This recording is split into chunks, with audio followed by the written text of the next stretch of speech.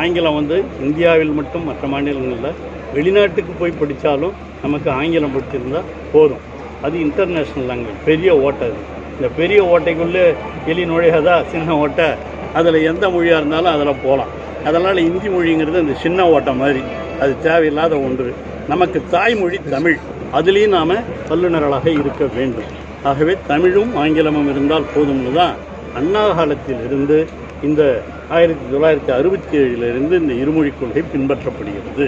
அதையும் தமிழக முதலமைச்சர் கலைஞர் அவர்களும் பல்வேறு இடங்களிலே, கல்லூரிகளிலே, பல்கலைக்கழகங்களிலே இருமொழி வழியாக பயிற்றுவிக்க வேண்டும் என்று உத்தரவிட்டு அதையும் செய்து கொண்டிருக்கிறார். ஒரு காலத்தில் நாங்கள்லாம் பியூசி படிக்கும்போது அப்போல்லாம் ஆங்கிலம் மட்டும்தான் இருந்தது. அப்போ ஆங்கில வழி தான், தமிழ் வழியே கிடையாது. அண்ணா வந்த பிறகு தான் கலைப்பாடங்களில் தமிழ் வழியும் வரும் அப்படின்னு சொன்னார், ஆர்ட்ஸ். அதில் அப்புறம் கலைஞர் வந்த பிறகு என்ன பண்ணார், அறிவியல் பாடங்களிலேயும் நீங்கள் தமிழில் படிக்கலாம், தமிழ் வழி 2 வழியும் கொண்டாந்தவர் கலைஞர் கொண்டாந்தார்.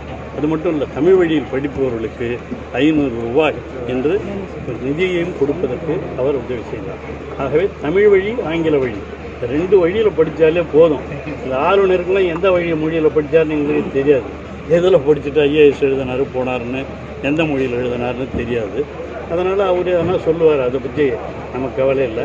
ஆனால் தமிழகத்தை பொறுத்த வரையில் தமிழக முதலமைச்சர் அவர்கள் மிக தெளிவாக இருக்கிறார். இருமொழிக் கொள்கை, நீ கல்விக்கு நிதியாக 2000 கோடி இல்லை, 10,000 கோடியே கொடுக்கிறேன் என்று சொன்னாலும் நாங்கள் கண்டிப்பாக இருமொழிக் கொள்கையை கைவிட மாட்டோம் என்று தமிழக முதல்வர் சொல்லியிருக்கிறார் என்று சொன்னால், அதுதான் நம்முடைய திராவிட மாடல்.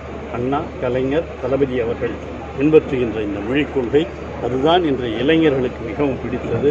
நான் எல்லா பள்ளிகள், கல்லூரிகள் எல்லாம் இந்த இருமொழி இருந்தாலே போதும்.